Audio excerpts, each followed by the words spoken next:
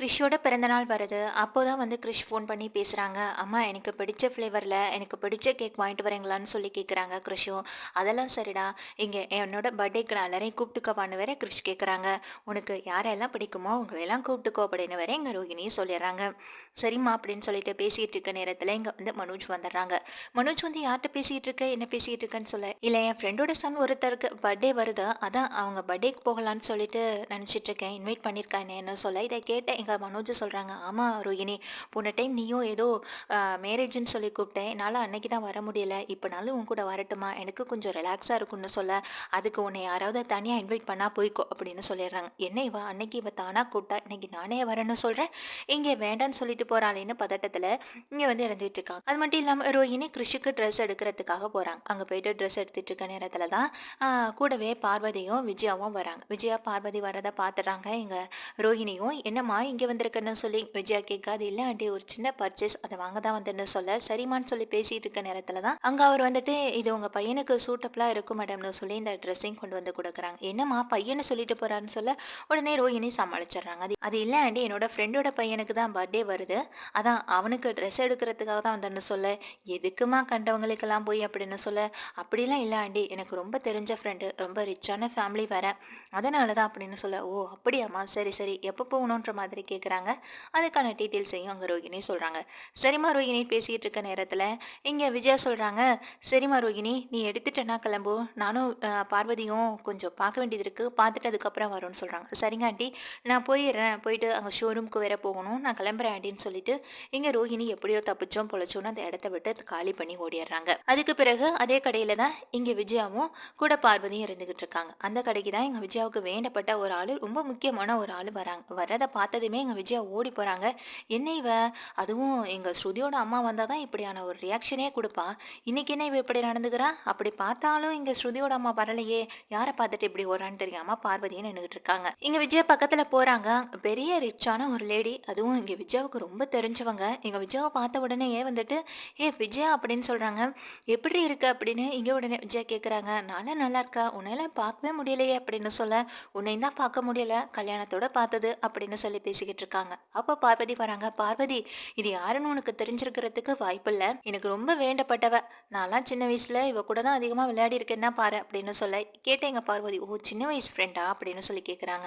"ஆமா பார்வதின்னு" சொல்ல, இங்க பார்வதியை இன்ட்ரடியூஸ் பண்ணி விடுறாங்க. அதே போல தன்னுடைய ஃப்ரெண்டை இவங்க பார்வதிக்கு இன்ட்ரடியூஸ் பண்ணி விடுறாங்க. அதுக்கு பிறகு விஜயா சொல்றாங்க, "என்ன இந்த பக்கம்?" அப்படின்னு சொல்ல, "இல்ல, என் பொண்ணுக்கு கொஞ்சம் ரீசெண்டா மேரேஜ் ஃபிக்ஸ் பண்ணியிருக்கேன், அதனால தான் எனக்கு சின்ன சின்ன பொருள் எல்லாம் பர்ச்சேஸ் பண்ண வேண்டியிருந்தது, அதனால வாங்கிட்டு போகலான்னு வந்தேன், அதான் இந்த கடையில ஏதாவது எடுத்துட்டு போகலான்னு தோணுச்சுன்னு" சொல்ல, "ஓ அப்படியா, மாப்பிள்ளை இந்த ஒரே என்ன விதமான வேலை பார்க்குறாங்கன்னு" இப்படி எல்லாத்தையும் விசாரிக்கிறாங்க விஜயாவும். விஜயாட்டையும் கேட்குறாங்க, "உனக்கு 3 பசங்கள்ல எல்லாருக்கும் கல்யாணம் ஆயிடுச்சான்னு" சொல்ல, "எல்லாருக்கும் கல்யாணம் ஆயிடுச்சு" அப்படின்னு சொல்லிட்டு இருக்காங்க. "சரி விஜயா, இப்போ நீ எங்க இருக்க? உன் வீட்டுக்கெல்லாம் என்னை கூப்பிட கூட மாட்ற" அப்படின்னு சொல்லி கேட்க, "இல்ல, எங்க வீடு ரொம்ப சின்ன வீடு தான், நீ எதிர்பார்க்குற அளவுக்கு இருக்காதுன்னு" சொல்ல, அதுக்கு அவங்க ஃப்ரெண்டு சொல்றாங்க, "நம்ம எல்லாம் பிறக்கும் போதே என்ன பெரிய பணக்கார வீட்லேருந்து தான் பிறந்து வந்தோம், இல்ல இல்ல, நார்மலான ஏழை வீட்டில் பிறந்து அதுக்கப்புறம் நம்மளுடைய உழைப்பாலையும் நம்ம கணவரோட உழைப்பாலையும் கொஞ்சம் கொஞ்சம் முன்னேறி வந்திருக்கோம், அதையெல்லாம் பார்க்கும்போது இப்படிலாம் நீ பேசலாமா விஜயா" அப்படிங்கிறாங்க. பார்வதி சொல்றாங்க, "நீங்க சொல்றது தாங்க கரெக்டு, அதை புரிஞ்சுக்கிட்டாலே வாழ்க்கை சந்தோஷமா இருக்குமே" அப்படின்ற மாதிரி எங்க விஜயாவை பார்த்து சொல்ல, "சரி நீ வா, நம்ம போகலான்னு" சொல்லிட்டு பார்வதியும் கூட்டிக்கிட்டு ஃப்ரெண்டையும் கூட்டிக்கிட்டு தன்னுடைய வீட்டுக்கு போறாங்க. அவங்களுடைய கார்ல போய் இறங்குறாங்க. இறங்கிட்டு "வா போகலான்னு" சொல்லி மேலே மாடிக்கும் கூட்டிட்டு போறாங்க. "ஏ மீனா, மீனா" அப்படின்னு சொல்லி கூப்பிடுறாங்க. "என்னத்தன்னு" சொல்ல, "முக்கியமான ஒருத்தவங்க வந்திருக்காங்க, நீ போய் அவங்களுக்கு ஏதாவது ஜூஸ் போட்டு எடுத்துட்டு வா, அதுவும் வெயில் அலைஞ்சு வந்திருக்காங்கன்னு" சொல்ல, எங்க மீனா ஓடி போய் ஜூஸ் எல்லாம் ரெடி பண்ணி எடுத்துட்டு வந்து கொடுக்குறாங்க. "இந்தாங்க" அப்படின்னு சொல்லி கொடுக்க, "இது யார்?" அப்படின்னு சொல்லி கேட்குறாங்க. "இவளா?" அப்படின்ற மாதிரி ஒரு மாதிரி பார்க்க, உடனே பார்வதி சொல்லிடுறாங்க, "இது இந்த வீட்டு 2வது மருமக, பேரு மீனா" அப்படின்னு சொல்றாங்க. இவங்களும் வணக்கம் சொல்ல, அவங்களும் வணக்கம் சொல்ல, "என்னம்மா பண்ணிக்கிட்டு இருக்க?" அப்படின்னு கேட்குறாங்க. "நான் பூ கட்டி வித்துக்கிட்டு இருக்கேன் ஆண்டி" அப்படின்னு சொல்றாங்க. "ஆமா, இது ரொம்ப முக்கியம், இவ என்னமோ பெரிய இந்த வேலை பார்க்குற மாதிரி அதில் பெருமை வேற" அப்படின்னு சொல்ல, அதுக்கு அவங்க ஃப்ரெண்டு சொல்றாங்க, "எந்த வேலை பார்த்தா விஜயா, வேலைன்னு ஒன்று பார்க்குறாள்ல, அதை நினச்சி சந்தோஷப்பட்டுட்டு" அப்படின்னு அவங்க ஃப்ரெண்டு சொல்றாங்க. இங்க விஜயாவும் வேற எதுக்கும் இதை பற்றி பேச முடியாம, "என்னுடைய மற்ற 2 மருமகளும் வீட்டில் இருந்தா நீ பார்த்துருக்கலாம், 2 பேருமே வேலைக்கு கிளம்பி போயிட்டாங்கன்னு" சொல்ல, "அப்படியா, அவங்க என்ன வேலை பார்க்குறாங்கன்ற மாதிரி கேட்குறாங்க." ஒருத்தவங்க டப்பிங் பண்ணிட்டு இருக்காங்க, இன்னொரு மருமக இங்கே ஷோரூம் பார்லர்னு ரெண்டுலையும் வேலை பார்த்துக்கிட்டு இருக்கான், சொந்தமாக ஷோரூம் வேற ஆரம்பிச்சிருக்காங்க அப்படின்னு சொல்றாங்க. இதை கேட்டதும், "பரவாயில்லையே, மற்ற 2 மருமகளும் பெரிய இடத்து பிள்ளைங்களா இருப்பாங்க போலன்னு" சொல்ல, "ஆமா, 2 பேருமே பெரிய கோடீஸ்வர விட்ட பொண்ணுங்க, ஒரு பொண்ணு இந்த ஊரு, இன்னொரு பொண்ணு மலேசியா அப்படின்னு சொல்கிறாங்க. பரவாயில்ல விஜயா, நீ கொடுத்து வச்ச நீதான் அப்படின்னு சொல்ல, ஆனால் மீனா மட்டும்தான் இந்த வீட்டில் அப்படின்ற மாதிரி பார்க்க, ஆமாம் இவ கதையே கேட்டா அப்படின்னு சொல்ல மீனாவோட முகம் உடனே வாடி போகுது. இதை பார்த்துட்டு இருந்த பார்வதி சொல்கிறாங்க, இப்போ எதுக்கு தேவையில்லாமல் அந்த கதையெல்லாம் இவங்க கிட்ட பேசிக்கிட்டு இருக்க, அமைதியாக இருக்க மாட்டியா, அண்ணன் வீட்டில் இல்லைன்னா போதுமே மீனாவை எல்லாம் முன்னாடி அசிங்கப்படுத்துறதே உன் வேலையாக போயிடுச்சு அப்படின்ற மாதிரி நேராகவே திட்டுறாங்க. சரிங்க ஆண்டி நீங்கள் இருங்க, நான் உங்களுக்கு ஏதாவது சாப்பிட்றதுக்கு எடுத்துகிட்டு வரேன்னு சொல்லிட்டு உள்ளே போகிறேங்க. மீனா அழகான ஒரு ஸ்வீட்டையும் செஞ்சுட்டு வந்து இங்கே கொடுக்குறாங்க. இதை சாப்பிட்டுட்டு நல்லா இருக்குமா கைப்பக்குவம் உண்மையிலேயே சூப்பராக இருக்குன்னு சொல்ல அவளுக்கு அது மட்டும்தான் தெரியும்னு சொல்கிறாங்க. இதை கேட்ட ஃப்ரெண்டும் உடனே சொல்கிறாங்க விஜயா கிட்ட, அது தெரிஞ்சாலும் மற்றவங்களுடைய மனசுக்கு ஏற்ற மாதிரி நடந்துக்குதில்ல இந்த பிள்ளை, அதை நினச்சி சந்தோஷப்படணும். அந்த வகையில் நீ எவ்வளவோ கொடுத்து வச்சிருக்க, மற்ற 2 மருமகளை விட உன்னை பார்த்து பார்த்து கவனிச்சுக்கிறேன் இந்த மருமக தான் என்னை பொறுத்த வரைக்கும் சொக்க தங்கன்னு நான் சொல்லுவேன்னு சொல்கிறாங்க. இதை கேட்டு எங்கள் விஜயாவுக்கு வேற வார்த்தையே வரல, அப்படியே அமைதியாகவே உட்காந்துருக்காங்க. சரி பொண்ணுக்கு எப்போ கல்யாணம், எந்த ஊரில் வச்சிருக்க அப்படின்ற மாதிரி கேட்க, பொண்ணுக்கு இங்கே தான் கல்யாணம், கல்யாணம் முடிஞ்சிட்டு கையோட அவள் வெளியூர் போயிடுவா, பையனையும் கூட்டிகிட்டு 2 பேருக்குமே வெளியூரில் தான் வேலை கிடச்சிருக்கு, அதனால் எப்போவாவது தான் ஊருக்கு வருவாங்க, அதான் சீக்கிரமாகவே கல்யாணத்தை முடிச்சு 2 பேரையும் ஒன்றா அனுப்பிடலான்னு பிளான் பண்ணணும்னு சொல்ல, லவ் மேரேஜா அப்படின்னு சொல்லி கேட்குறாங்க. ஆமாம் பிள்ளைங்களுக்கு பிடிச்ச வாழ்க்கையை அமைச்சு கொடுக்குறதுல என்ன இருக்குது, அதுவும் இல்லாமல் அந்த பையனும் எங்களுடைய ஈக்குவலுக்கு சமமாக தான் இருந்துட்டு இருந்தாங்க, நல்லா படித்த பையன், நல்ல அழகான பையன், நல்ல குணமான பையன் வேற, அதனால தான் நாங்கள் டக்குன்னு ஓகே சொல்லிட்டோம்னு சொல்ல, இதெல்லாம் யாருக்கு அமையும் அப்படின்ற மாதிரி சொல்கிறாங்க எங்கள் விஜயாவும். இதை கேட்டதுமே விஜயா உடனே கேட்குறாங்க, உனக்கு ஒரு பையன் வேற இருக்கான்ல, அவனுக்கு கல்யாணம் ஆயிட்டான்னு கேட்குறாங்க. அவனுக்கு தான் ஒரு நல்ல பொண்ணாக பார்த்துக்கிட்டு இருக்கோம், உனக்கு தெரிஞ்ச இடத்துல ஏதோ நல்ல பொண்ணு இருந்தால் சொல்லுன்னு சொல்கிறாங்க. நான் எந்த பொண்ணை நல்ல பொண்ணாக பார்க்க போகிறேன்னு சொல்ல, இவ்வளோ பெரிய இடத்துல இருந்தெல்லாம் பொண்ணு கொண்டு வந்திருக்க, மலேசியான்னு சொல்கிறேன், பெரிய கோடீஸ்வர வீட்டு பொண்ணுன்னு சொல்கிறேன், அப்படி இருக்கப்போ உனக்கு தெரியாமல் இடம் இருக்காதுல்ல அப்படின்னு சொல்கிறாங்க. இப்போ இங்கே பக்கத்தில் பார்வதி வேற இருக்காங்க. மலேசியான்னு சொல்லிட்டு தான் இருக்கா, ஆனால் மலேசியாலேருந்து இது வரைக்கும் யாருமே வரலன்னு சொல்ல, என்ன சொல்கிறீங்கன்னு கேட்குறாங்க. ஆமாம் அவங்க காதல் கல்யாணம் பண்ணிக்கிட்டதுனால அவங்க வீட்டில் என்ன ஏற்றுக்கலை அப்படின்னு சொல்லிட்டு இருக்காங்க. ஓ இதில் இப்படி வேற ஒன்று இருக்கா, இங்கேயும் காதல் கல்யாணம் தானா அப்படின்ற மாதிரி பேசிகிட்டு இருக்காங்க.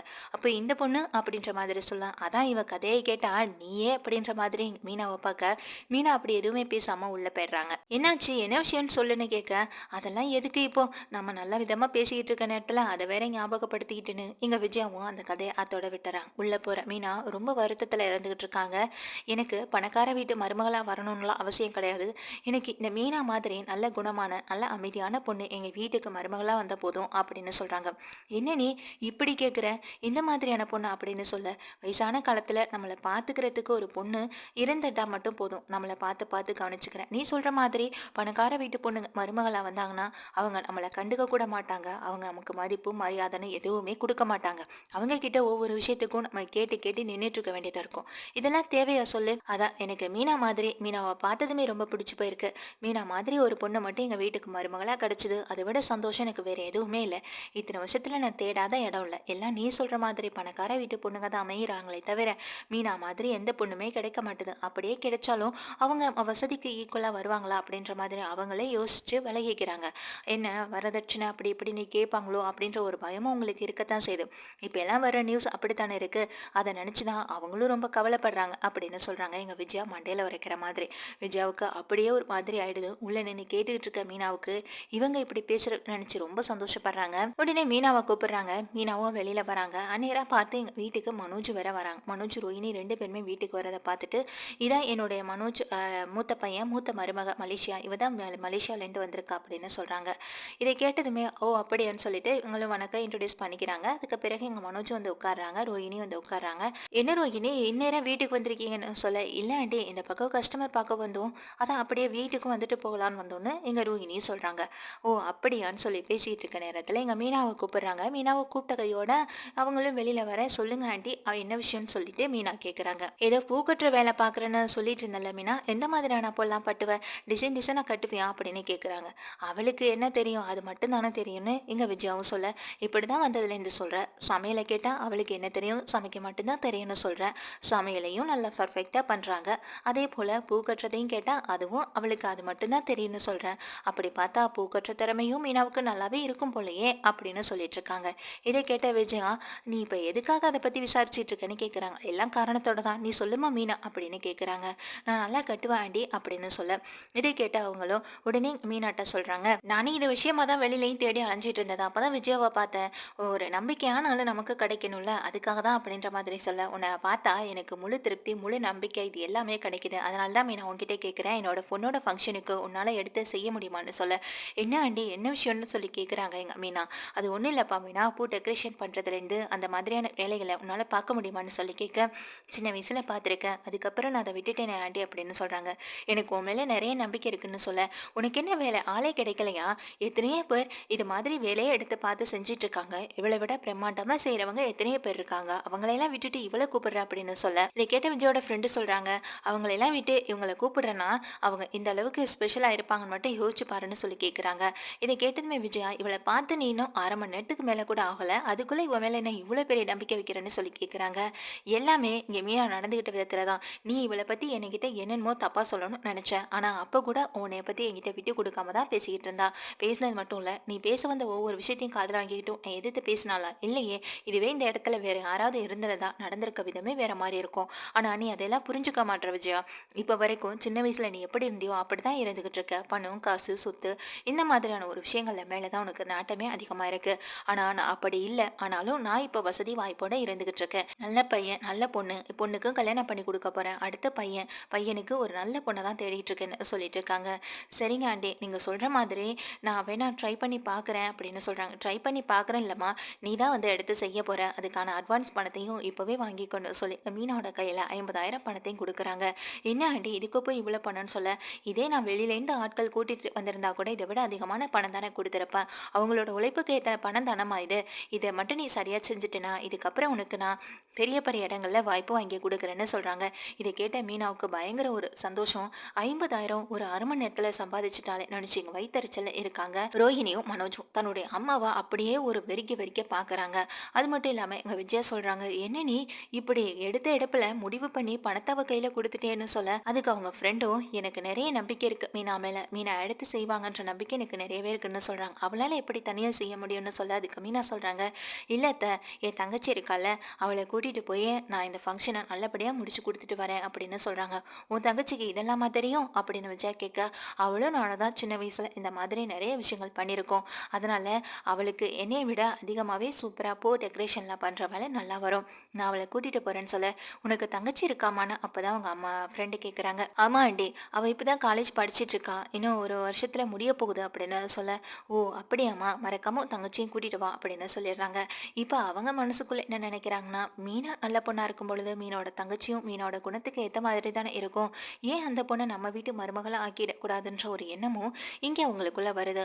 அதே நேரம் விஜயா, இவ ஒரே நாளையில் இவ்வளோ ரூபாய் சம்பாதிச்சிட்டானா, அப்போ இந்த உண்டியலில் சேர்க்குற பணத்தை விட சீக்கிரமாகவே முன்னுக்கு வந்துடுவா, மேலே மாடியும் கட்டிடுவா போலேயே நினச்சி பதட்டத்தில் இருந்துகிட்டு இருக்காங்க.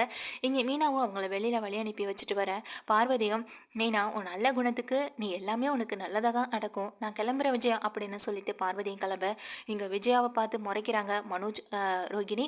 இதுக்கு பிறகு இங்கே என்ன பண்ணுறாங்கன்னா, அந்த பணத்தை எடுத்துகிட்டு போய் தன்னுடைய ரூமில் கொண்டு வைக்கிறதுக்காக மீனாவும் போயிடுறாங்க. அப்போ தான் இங்கே மனோஜ் கேட்குறாங்க, எல்லாம் உன்னால தாம்மா, இவங்களை எதுக்காக இப்போ வீட்டில் கூட்டிகிட்டு வந்தா, எல்லாம் உன் ஃப்ரெண்டு அப்படின்னு சொல்லி கூட்டிகிட்டு வந்ததுனால தான் இப்போ அவங்க மீனாவுக்கு இவ்வளோ பெரிய வாய்ப்பை கொடுத்துட்டு போயிருக்காங்க, அப்புறம் இப்படியே புனிச்சுன்னா அப்புறம் நான் தாம்மா இந்த விஷயத்தில் தூத்து போய் நிப்பண்ணு சொல்ல, சும்மா வாயை மூடுடா அப்படின்னு சொல்லிட்டு எங்கள் மனோஜை திட்டுறாங்க. எல்லாம் ஒன்று நல்லதாம்மா, இதை முத்துவை பெற்று தொலைச்ச, அவனால் எனக்கு ஒவ்வொரு நாளும் பிரச்சனைக்கு மேலே பிரச்சனை வந்துகிட்டு இருக்கு, இப்போ பாரு இந்த மீனாவுக்கு உன்னால ஒரு நல்ல வாய்ப்பு கிடைச்சிருக்கு, எல்லாம் நீ பண்ண ஏற்பாட்டினால தானே சொல்ல, என்னடா நானே என்னமோ அவளை கூட்டிகிட்டு வந்து பணத்தை கொடுக்க சொன்ன மாதிரி பேசுகிறேன்னு சொல்ல, நீ செஞ்சாலும் செஞ்சிருப்பமா, எனக்கு யார் மேலேயுமே நம்பிக்கை இல்லை, ஏற்கனவே எனக்கு வந்த மொட்டை கடிதாசி மேலேயே யார் அனுப்பியிருப்பாங்க அப்படின்ற ஒரு சந்தேகத்தில் இருந்துட்டு இருக்கேன், இதில் நீ இந்த மாதிரி வேலை பார்த்துட்டு இருக்கேன்னு சொல்லிட்டு போக, இன்னொரு இனிவன் இப்படி பேசிட்டு போகிறான், கொஞ்சம் கூட யோசிக்கவே மாட்டான், முட்டாள்னு முட்டாள் மாதிரியே பேசிக்கிட்டு இருக்கானேன்னு சொல்லி இங்கே பயங்கரமாக திட்டுறாங்க. ரோஹிணியும், விடுங்க ஆண்டி, அதை வரை புரிஞ்சுக்க போகிறது கிடையாது, நீங்கள் விடுங்க ஆண்டி, நாங்கள் கிளம்புறோம் அப்படின்னு சொல்லிட்டு இங்கே ரோஹிணி ரூம்குள்ளே போயிடுறாங்க மனோஜை கூட்டிகிட்டு போகிறதுக்காக. இங்கே விஜயாவுக்கு தான் எதுவுமே புரியலை, அப்படியே கையெல்லாம் திருக்கிக்கிட்டு ஒரு மாதிரி நின்றுட்டே இருக்காங்க. சே, இப்படி நடந்து போச்சே, இவளை வீட்டுக்கே கூட்டிகிட்டு வந்திருக்க கூடாது அப்படின்னு நினச்சிட்டு இருக்காங்க. ஆனால் மீனாவுக்கு ரொம்ப சந்தோஷமாக இருக்குது, இவங்க அத்தைக்கு ஃப்ரெண்டாக இருந்தாலும் ஆனால் உண்மையாகவே நியாயமாக நடந்துக்கிறாங்க, அதை நினைக்கும் போது உண்மையிலேயே சந்தோஷமாக இருக்குன்னு இங்கே மீனாவும் இறந்துகிட்டு இருக்காங்க. அது மட்டும் இல்லாமல் இந்த விஷயத்த உடனே ஃபோன் போட்டு முத்துக்கு சொல்ல, முத்து இதை கேட்டு பயங்கர சந்தோஷப்படுறாங்க. சரி மீனா, இதை எனக்கு உண்மையிலே கேட்க பயங்கர சந்தோஷமா இருக்கு. அதுவும் அம்மாவால நினைக்கும் போது எனக்கு இன்னும் கூடுதல் சந்தோஷமாவே இருக்கு. நான் வேலையெல்லாம் முடிச்சுட்டு ஈவினிங் வீட்டுக்கு வந்ததுக்கு அப்புறம் இதை பத்தி பேசிக்கிறேன். அப்பா வந்ததும் மறக்காம அப்பா கிட்ட இந்த விஷயத்த சொல்லு அப்படின்னு சொல்லிடுறாங்க. சரிங்கங்க, மாமா இன்னும் கொஞ்ச நேரத்துல வீட்டுக்கு வந்துருவாரு. பரசு மாமாவை தான் பார்க்க போயிருக்காரு. வீட்டுக்கு வந்த கையோட மாமா கிட்ட இந்த விஷயத்த சொல்லணும். மாமாவும் இதை கேட்டா ரொம்ப சந்தோஷப்படுவாருன்னு மீனா வந்து கிச்சன்ல நின்று ஃபோனும் பேசிக்கிட்டு இருக்காங்க. இங்க விஜயாவுக்கு தான் பொறுக்கவே முடியல. ஹாலில் ரொம்ப டல்லா உட்காந்துருக்காங்க.